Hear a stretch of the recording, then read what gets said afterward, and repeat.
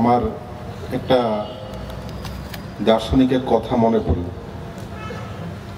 একজন দার্শনিক বলেছেন, he who knows not, he knows not, he is a fool. He who knows, he knows not, he is a friend, help him. He who knows not, he knows, he is asleep, awaken him. And he who knows, he knows, he is a saint, follow him. এইরকম মানুষ আমাদের আছে। আমরা অনেকে বলি না, ignorance is bliss. আমরা জানি না যে আমাদের কিছু জানা নেই, তাও আমরা শান্তিতে ঘুরছি। আর যিনি সব জানেন তিনি যুগে যুগে ঈশ্বর হয়ে আসেন। ভগবান শ্রীরামকৃষ্ণদেব বলছেন, সে ভগবান যখন নির্গুণ তখন তিনি পরম ব্রহ্ম, সেই ঈশ্বরের আকাশ, তিনি ঈশ্বরের মানে আকাশের সেই ঈশ্বর। আর ভগবান যখন সগুণ তিনি ঈশ্বর, নরদেহে ধরে তিনি আসেন, প্রতি যুগে যুগে তিনি আসেন এই আমাদের মতন মানুষজনকে রক্ষা করার জন্য। আমেরিকা থেকে একজন ভক্ত এসেছেন, এলিজি ম্যাডাম। তিনি ঠাকুরকে প্রশ্ন করেছেন, ঠাকুর এই গুরু ছাড়া কি ভগবানকে পাওয়া অসম্ভব, আর কোনো রাস্তা নেই? ঠাকুর বলছেন, জিসাস খ্রিস্ট কি বলেছেন, none can come to the father but through me. তাহলে এই ভগবানকে জানতে হলে আমার কাছে আসতে হবে, আমাকে দিয়েই যেতে হবে তার কাছে। যিশুর শিষ্যরা যখন তাকে জিজ্ঞেস করেছে, এতদিন কই সঙ্গ করলাম, ভগবানকে তো দেখলাম না, যে কি বলছো তোমরা? You have seen me and you have not seen my father. তুমি আমাকে দেখেছো মানে তোমরা ভগবানকেই দেখেছো। এইটা তার সেদিন যে একটা গূঢ় রহস্য তিনি উন্মোচন করবেন। তিনি যখন প্রতি যুগে যুগে আসেন নরদেহ ধরে, তাকে ধরা মানে, তাকে দেখা মানে, তাকে ভালোবাসা মানে ভগবানের কাছে থাকা, ভগবানকে ধরা। যখন সেই আমেরিকীয় ভক্ত আরেকটু এগিয়ে প্রশ্ন করছেন, অনেকে তো আবার বলে তাদের অন্তরের যে আমি আমার অন্তরকে মানি, আমার অন্তর যেটা বলে আমরা সেটাই করতে চেষ্টা করি। অনেক জায়গায় দীক্ষা দিতে গিয়ে, যাজন করতে গিয়ে আমরা এই প্রশ্নটা প্রায় পাই, আমি আর কাউকে চাই না, আমার অন্তর যেমন বলে আমি তেমন করি।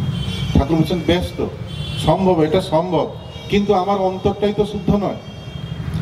আমার অন্তরেই তো নানান প্রবৃত্তি ধরে আমাদেরকে একদম জড়সড় করে ধরেছে। আর আমার চিন্তা তো তাই সৎ নয়, আমি যা চিন্তা করবো ভুল হবে, আমাকে কখন কোন গাড্ডায় ফেলবে তার ঠিক ঠিকানা নেই। তাই জীবনে গুরু প্রয়োজন। তিনি বলছেন যে একটা মানুষের যদি হাত পা বাঁধা থাকে, তাহলে সে আবার নিজেকে কি করে খুলবে? যত জোরে লাগালে সে কি খুলতে পারবে? যার হাত পা খোলা আছে সেরকম একটা মানুষ লাগবে যে আমার এই বন্ধনটা খুলে দেবে। এই যে প্রবৃত্তির বন্ধন, তিনি বলছিলেন প্রবৃত্তি, প্রবৃত্তি মানে পুনঃ পুনঃ সেই ভুল করি আমরা। আমরা জানি এটা ভুল, মদ খাওয়াটা ভুল জানি, কিন্তু সেই যে আসক্তি, সেই লোভ, তারা সেই ভুলটা প্রতিবারেই করে। আমি জানি সিগারেট খাওয়া লেখাই আছে, ইজ ইনজুরিয়াস টু হেলথ। আমরা জানি সিগারেট খেলে হার্ট ডিজিজ হয়, ক্যান্সার হয়, নানান ব্যাধি হয়। পৃথিবীর যে কোনো রোগ আপনি বলেন সিগারেট খাওয়া থেকে হয়। যে ডাক্তাররা এই তথ্যটা বলে রোগীদেরকে, সেই ডাক্তাররাই ভুগতে থাকে। এইটা একটা অবাক কাণ্ড। মানে চিন্তা করুন, আমি ডাক্তার হয়েছি কিন্তু আমার প্রবৃত্তির উপরে আমার কোনো নিয়ন্ত্রণ নেই, কারণ আমার জীবনে তো কোনো সেই জীবন স্বামী নেই। তাহলে আমি কি করে আমি নিজেকে নিয়ন্ত্রণ করব? তাহলে সেটা করার জন্য তার কাছে আসতে হবে, তাকে চিনে ফেলতে হবে। আবার তাকে প্রশ্ন করা হয়েছে, ঠাকুর বহু মানুষ আছে, তারা খুব বড় বড় মানুষ, তাদের জীবনে তো গুরু নেই, তাহলে তারা কি করে বড় হলো? ঠাকুর বলছেন, এটাও সেই তোমার অহংয়ের অভিব্যক্তি। মানুষের সূক্ষ্ম অহং যেটা, সে বুঝতেই পারে না যে আমি কখন, মানে আমার অহংকে আমি সাপোর্ট করে আমার ভিতরে একটা হীনমন্যতা আছে, ইনফিনিটি কমপ্লেক্স বলছে এটাকে। এই ইনফিনিটি কমপ্লেক্স আমার গুরুকরণে সবসময় বাধা দেয় আমাদেরকে, যে আমরা বুঝতে পারি না আমার নিজের উন্নতির পথ আমরা নিজে অবরোধ করছি। ঠাকুর বলছেন, এমনও মানুষ আছে তারা খুব বড় মানুষ, তারা গুরু করেনি। এমন একজন আপনারা সবাই জানেন বাঙালি হিসাবে, ডক্টর চিত্তরঞ্জন দাস।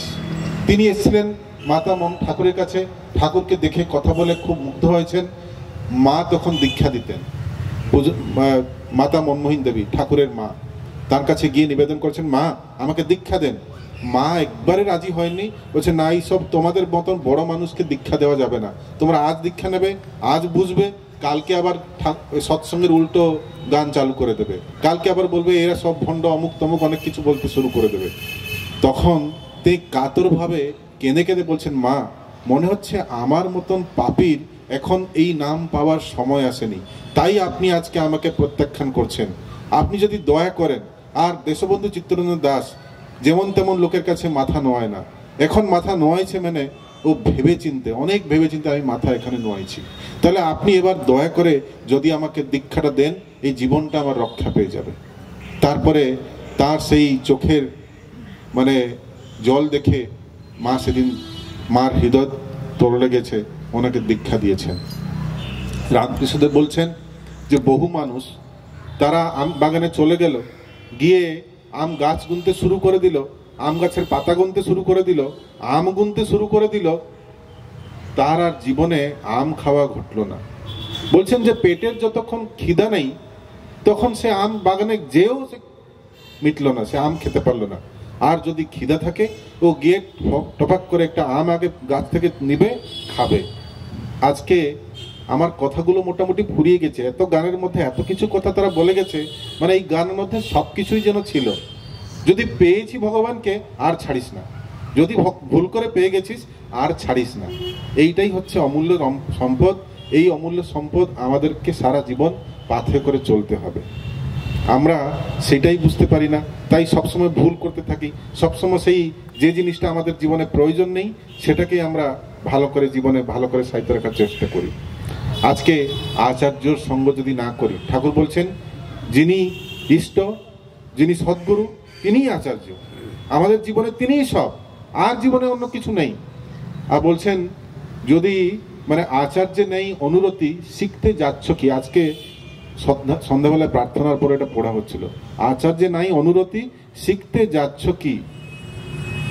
প্রশ্ন সেবা, প্রশ্ন সঙ্গ শিক্ষা, শিক্ষা সেবা সঙ্গ সেবায়, শিক্ষা সব মেকি। মানে তার সঙ্গ ছাড়া, তাকে প্রশ্ন করা ছাড়া, তাকে সেবা করা ছাড়া, তার কাছে না যাওয়া ছাড়া আমরা কিন্তু জীবনে কিছু শিখতে পারবো না। একদিন শ্রী দাদা সকালবেলা তার কাছে বসে আছি, তিনি বলছেন যদি ঠাকুরকে পেতে চাস, বর্তমানে আচার্যদেবের নাম নিয়ে বলছেন আমার ছেলের সঙ্গ ছাড়িস না। আমি অবাক হয়ে তাকিয়ে আছি, কেন বলছেন? বলছেন ও আমার ছেলে বলে বলছি না, ও তার উপযুক্ত তাই বলছি। আজকে যখন নাটমণ্ডপে যাই, আচার্যদেবের সঙ্গ করি, তখন তিনি যে কিভাবে মানুষকে বোঝান যে কি আমরা জীবনে কি ভুল করছি, কোথায় ভুলটা করছি। মানুষ আজকে সব আত্মকেন্দ্রিক হয়েছে, আমরা নিজের ছাড়া আর কিছু বুঝি না। আমি কি করে ভালো একটা চাকরি করব, আমি যদি চাকরি পেয়েও গেছি আমার যারা কলিগ তাদেরকে দাবিয়ে আরো উপরে উঠব, আমার পাড়া পড়শিকে দাবিয়ে আরো উপরে উঠব, আমি ভালো থাকব, আমার ছেলে মেয়েকে ডোনেশন দিয়ে পড়িয়ে আরো বড় করব, অমুক তমুক, আমি আমি আমি আমি আর আমি ছাড়া কিছু না। ঠাকুর এসে আমাদেরকে শেখালেন পড়োশিরা তোর নিপাত যাবে, তুই বসে সুখ খাবি বুঝি, যা ছুটে যা ওদের বাঁচা, ওরাই যে তোর বাঁচার পুঁজি। আজকে বহু মানুষ প্রশ্ন করে তোমরা সৎসঙ্গীরা দেখা হলেই কেন দীক্ষা নিতে বলো তো, এই দীক্ষাতে কি আছে এমন? অ্যাকচুয়ালি কথাটা পুরোপুরি মানে সত্যি নয়, হাফ ট্রুথ। 600 বছর আগে বাংলায় আরেকজন এসেছিলেন গৌরাঙ্গ মহাপ্রভু, তিনি বললেন তার মানে পরম ভক্ত নিত্যানন্দকে, বলছেন প্রভু বলে নিত্যানন্দ জীব সব হইলে অন্ধ, কেউ না লইল হরি নাম, এক নিবেদন তোরে নয়নে হেরিবে যারে, কৃপা করে লইবে নাম। তাহলে এই নামটা তিনি নিয়ে যুগে যুগে আসেন, আমরা তাকে বিস্মৃত হয়ে থাকি। তাই তিনি বলছেন এবার এই দীক্ষার মাধ্যমে তিনি নামটা দিতে চাইছেন। আর যারা নেবে, দীক্ষা নিলে হবেটা কি? আমরা দীক্ষাটা নেব কেন? দীক্ষা নিলে আর কিছু হোক না হোক, আমাদের যে বলছিলেন যে এই গুরুর প্রতি শ্রদ্ধা আনুগত্য, ঠাকুর একটা জিনিস বারবার বলেছেন, এই ভালোবাসা, এই যে নিষ্ঠা আনুগত্য, এই জিনিসটা যদি আমাদের অন্তরে থাকে তাহলে জীবনে আমাদের উত্থান অবশ্যম্ভাবী, আমাদের দৃষ্টি শুদ্ধ হবে। আমরা যদি সেই যখন আমরা চোখে দেখতে পাই না, একটা গ্লাস পরি, তাই আমরা জীবনে যখন আদর্শ গ্রহণ করি, দৃশ ধাতু থেকে এসেছে এই আদর্শ, মানে দেখা। মায়েরা অনেক উপোস করে উপবাস করি আমরা। উপবাস কেন করি? উপ মিন্স ঠাকুর বলছেন নিকট, বাস মিন্স বাস করা, নিকটে বাস করা। যার উপবাস করি আমরা, যদি শিবের উপোস করি তাহলে শিবের নিকটে বাস করা। তাহলে আমি এমন কিছু করব যাতে শিবের কাছে আমি থাকতে পারি, শিবের চরিত্র আমার মধ্যে আসতে পারে। আমি যদি সরস্বতীর উপোস করছি, সরস্বতীর চরিত্র, যদি আমি লক্ষ্মীর উপোস করছি, লক্ষ্মীর মতন আমি একটি মা হয়ে উঠবো। ঠাকুর বলছেন ব্রত উপবাস ত্যাগ করো না। কেমন করে হয়, কেন করতে হয়, এগুলো ভালো করে জেনে নাও। তাহলে আমাদেরকে ঠাকুর এসে নতুন করে ধর্মটাকে আবার নতুন ভাবে ব্যাখ্যা করে বোঝালেন। এইটা যে জঙ্গলে যে তপস্যা করার বিষয়বস্তু নয়, এই সংসারের সন্ন্যাসী চাই। Every man is to be reform, every house is to be reconstructed. তো তিনি এসে আমাকে নতুন ভাবে আমাদেরকে নিজের সংসারে কি করে ভালোভাবে থাকবো সেই শিক্ষা দিলেন। আজকে আচার্যদেব বলছেন তোমরা এখন অন্যের কথা চিন্তা করো, তুমি শুধু নিজের কথা চিন্তা করো না। তুমি একটা কমফর্ট জোনে থাকো।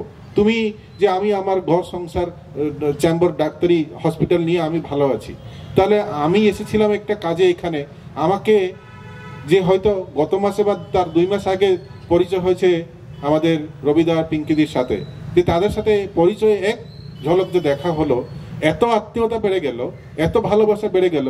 আমি এসেছিলাম একটা কাজে, আর আমাকে তিনি বলেন আমার সৎসঙ্গ আছে, আপনি যাবেন না, দয়া করে আজকে থাকুন। আর আমি আজকে থেকে নিজেকেই ভাগ্যবান মনে করছি যে এত একটি অপূর্ব পরিবেশ, এই যে সাধু সঙ্গ মহি দেওনিত পরম গুরুদাতার আমরা প্রশ্ন করি, পরম পিতাদাতা, এই যে আমরা ঠাকুরকে আমরা প্রার্থনা করি, এই প্রার্থনা আজকে যেন সার্থক মনে হচ্ছে। আপনাদের মতন এত ভক্তদের সঙ্গ সান্নিধ্য পেলাম। আপনারা এই যে ভজন কীর্তন হলো, ঠাকুর বলছেন এই ভজন কীর্তনে মনটা অনেক উঁচু লেভেলে চলে যায়, অনেক উঁচু লেভেলে চলে যায়।